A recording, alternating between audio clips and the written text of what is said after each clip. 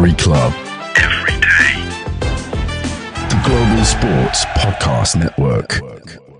Hey everyone, welcome in. It is Daily Wolves and it is Chris with you today, flying solo because Will, I think, couldn't get out of bed because, well, he got out of bed this morning and decided, you know what, I miss Ruben Neves so much still. I can't cope. I can't cope with the world today, so I'm just going to crawl back into bed.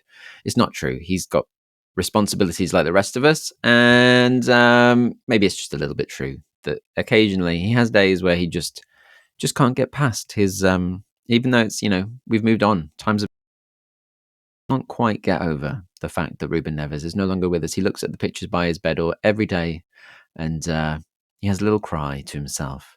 So I've got to pluck through on my own and try and brighten your day as we look ahead to what's going on in the world of Wolves.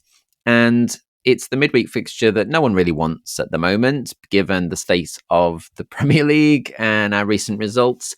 But hey, maybe we can look on the positive. Maybe we'll get an unexpected win. And, as much as right now the priority is the league, as they say, a cup run doesn't hurt. If we make it our way to Wembley, then, hey, who am I to argue with that? It would be quite astounding, but you just never know. You never know. It would be very Wolves. And obviously I'm talking about the fact that we are going away this Wednesday to play Brighton in the League Cup, the third round of the League Cup. And it would be very Wolves to go and win this with a rotated squad. But let's have a little think about that as we move forward in the show. First off, some news that broke yesterday, typically after our most recent episode went out. Dan Bentley has signed a new 3-year deal with Wolves, including an option for a further year. It's quite interesting given the recent goalkeeping situations that have gone on, and obviously more confirmation you would think that come the next transfer window, Sarr will be out the door if we're shoring up Bentley. Also, obviously, just assuring the value there in terms of he had interest in the summer from Arsenal to go there as a backup, and I think maybe one or two other places. So even as second fiddle, which looks like it's very much now confirmed, why give him the extension if Sarr is on the bench at the moment? But clearly Bentley is going to be staying for the foreseeable future, and that is just more confirmation that Sarr will be out the door as soon as he possibly can, given that he is now backup to Sam Johnston. Well, not astounding news, but it's news. You've got it. That's what we're here for. Obviously, as I mentioned, the big news, not the big news, but the thing we're all aware of is the game tonight against Brighton.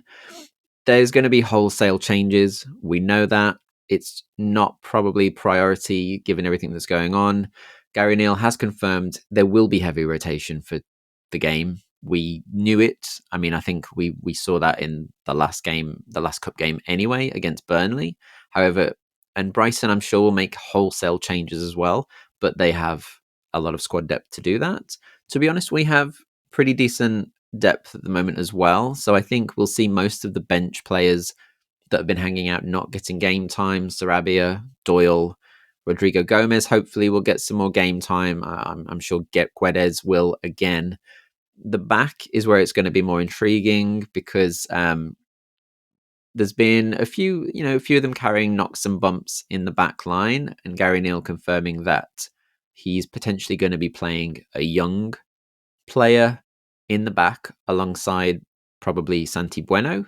That could be Pond from the under-21s, most likely. It's going to be interesting to see who does start Bueno and how many youngsters are going to be on the bench, because I imagine outside of some of the names we've mentioned in the midfield and up front, that you're going to get some youngsters mixed in there as well. Pedro Lima hopefully will get more game time because he played against Burnley, and obviously I want to see more of Pedro Lima. You know that if you listened to the show before. I think he looks awesome. Obviously he's only 18 still, and he's definitely going to be weaned in over the coming season, especially with maybe a view to Semedo moving on next summer. But I want to see more of him. I'm excited to see I'm just excited to see him on the pitch, guys. I just want to see more Pedro Lima. That's all there is to it, quite frankly. So I'm happy about that. And Will be happy to see more Santi Bueno, even if he does have to carry a youngster alongside him. Doc, I presume, will play in the back line as well. because Nori, I think, is needing a rest. Is carrying a bit of a knock. Totti has been ruled out. Apparently, Bastian Mapeo, who might have played in this, who came in the transfer window, has also been ruled out. He's carrying an injury at the moment. Hence, it's probably going to be a youngster from the under-21s. So I'm unsure what to think. I'm going to watch it like the rest of you. I'm not going away to Brighton midweek. It has to be said. If you're making that trip, fair play to you. You're a braver man than I am. For one thing, I'm a man with 2 young kids, and going away that far midweek is a taxing thing in itself without parental responsibilities. We've all been there, peeps. We've all been there.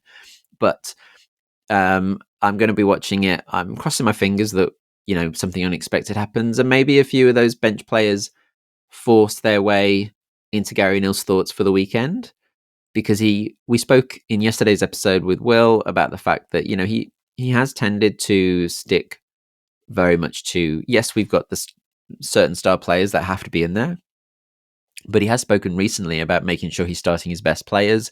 We had a discussion about whether that means they should be forced into the wrong positions, or whether you play the best people for the best positions. So whether Rodrigo Gomez, for example, who hasn't been getting much game time, can force his way back in with a good performance. Guedes potentially got 2 goals in the last round. If he plays well again, is he going to get a chance to get more game time instead of the likes of Hwang, who hasn't been performing? You would hope so, because at the moment we're not getting much use of that bench that is better than it was before. We've seen the same people coming on, usually to cover cramp and injuries, which is a bit frustrating. There's lots of discussion going on about fitness at the moment, about how people are fading late in the game, and maybe that's having an impact on giving away these late goals. But also there's clearly a mentality thing there. At the moment we're in a bit of a bind where the anxiety kicks in the last 20 minutes or so, and it all starts to go a bit awry. But hopefully some of these guys give themselves give a good show of themselves and give Gary Neal something to think about. Because if we get more chances for them to make some sub appearances, it might mix things up. We saw the likes of Costa. I keep calling him Costa. It's not Costa. Why can I not remember his name? Why can I not do that? I'm an old person. I say that I'm middle-aged. I know I'm not as old as some of you out there, but still. My memory for names at the moment, guys, is just going out the window, which is not great for a daily host of a football podcast. But there you go. So yeah, I think we will see a load of rotation. But before I go any further, it's probably not going to be a full-length episode today, because it is me flying solo, and we pretty much know what to expect from tonight. In that we expect not much. We expect maybe Brighton to put in a good show against us. We don't tend to do well at Brighton's ground. Don't get me wrong, I'm always hopeful. I hope I'm proven wrong. I hope that they do put in a good account of themselves, and maybe we come away with a surprise win. Please don't let it go to penalties. Just no. However, let's cross our fingers that it all goes well. I should take this opportunity, though, to remind everyone that this podcast is part of the Global Sports Podcast Network, the only network bringing you exclusive daily news and views on your Premier League team, the Premier League, women's football, and fantasy football. A unique listening experience that puts fans first, bringing you the very latest breaking news from your team. Subscribe wherever you get your podcasts and make us your first listen every day. Global Sports Podcast Network, every club, every day. All right, so with that little bit of business being out of the way, let's look to some brighter things, and let's discuss for a moment the Wolves women's team, who are performing well in their division. 4-0 winners at the weekend at Hull City. Fantastic result.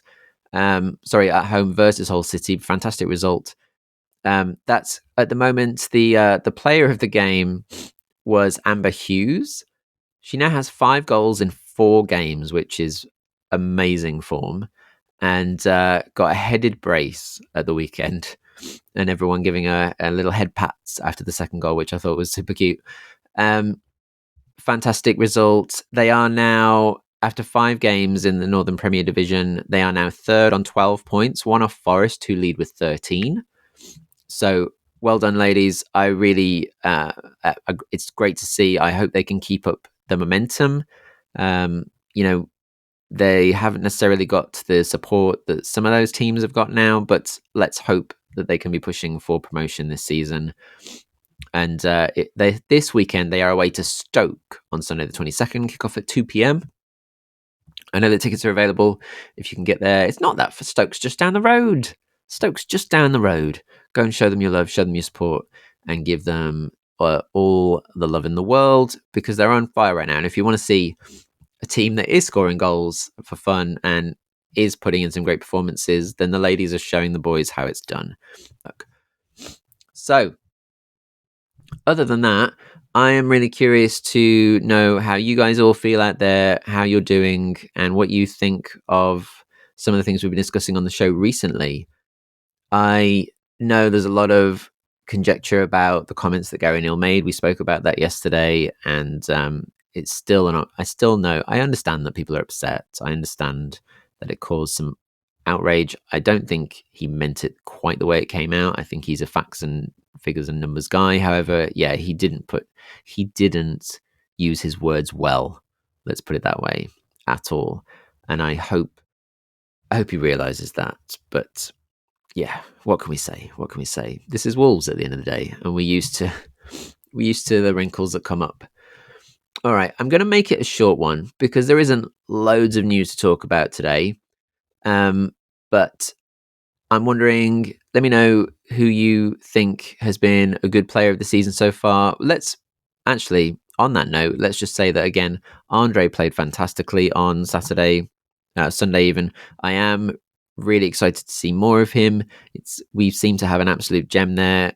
It does feel like, in the effort to try and take on this model of, bringing in young foreign players and leveling them up to a point to make a profit on them and sell them on, that we've excuse me, I have a cold, if you can hear that, so also why I'm struggling today. But we took the opportunity of grabbing him when it came to us. But was it the right fit? I mean, don't get me wrong, I want him in the team. If we've got him, let's use him. He looks awesome. He was arguably one of the man of the matches at the weekend on Sunday. But, there was still that debate about, do we need a centre-back? Do we need another striker? Was he the one? Was he the best fit? And I'm curious what everyone else thinks out there. And whether we go with the 3, are Lamina Gomez and Andre the best to be together? Should they be together, or should they have someone else in there that with a bit more creativity to roam around, like Sarabia, for example? Just putting things out there for devil's advocate nature to kind of put some discussion out on this, because on the other hand, though, it does allow, we saw at the weekend, it allows João Gomez to get forward in a way that he couldn't before. We saw, obviously, he can do it. He's done it against Tottenham last season with a beautiful goal, a couple of goals. And so knowing that he's got Andre behind him allows him perhaps a bit more freedom to roam forwards, because he's been the pitbull. But now you've got someone like Andre, who is essentially an even heartier version of the pitbull from what we've seen so far and what a lot of the Brazilian fans say about him. So hasn't got the nickname, but is that similar type of character. Maybe they can work. Maybe it can work to allow Gomez to show some of his creativity and level up in that way, because I do think there's a lot more to come from him. He's still a very young player in himself. We forget this, that some of these players are so young still, and that's why we've brought them in on some of the prices that we have done in the last couple of years.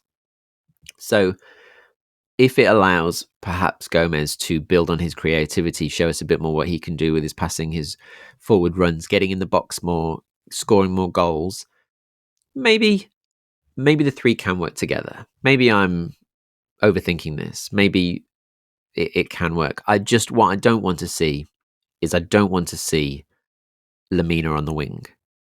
I don't want to see it, because if you're going to do that, then put a winger out there. Yeah, just we saw it in the last season when we were struggling with injuries, and it worked for one game, but he can't. That's not his spot. He can't do it consistently. He's not a winger, and we're not getting the best from him if we shoehorn him into these wide positions where he's not putting in his best work. So don't get me wrong, he will always give his best for the team. We know that. There's a reason he's the captain now. He's always going to give 110% no matter where you put him. But it's not fair on him or the team to have someone like that playing out of position. We've got a much more varied bench now. There's a lot more quality on the bench than we had last season. Last season, obviously, we struggled with numbers. We struggled with the amount of youngsters that were often having to come on, especially with the injuries, I know. But even before injuries, the depth wasn't great.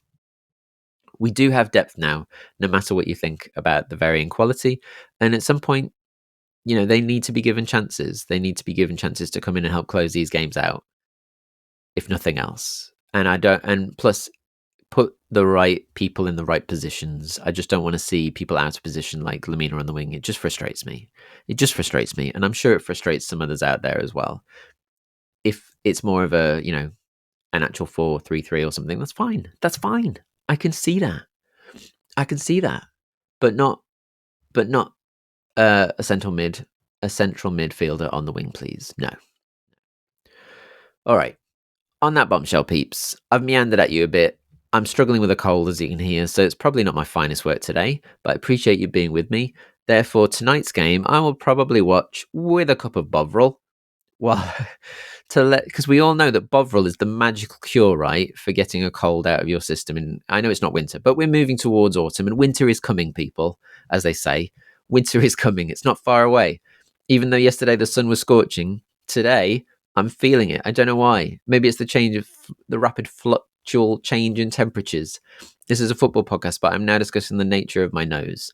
So I'll have my Bovril and hope it's the magical cure to all symptoms that we know it can be. So if you're out there and you like a Bovril, even if you don't like a Bovril, just have one. Have one, enjoy the game.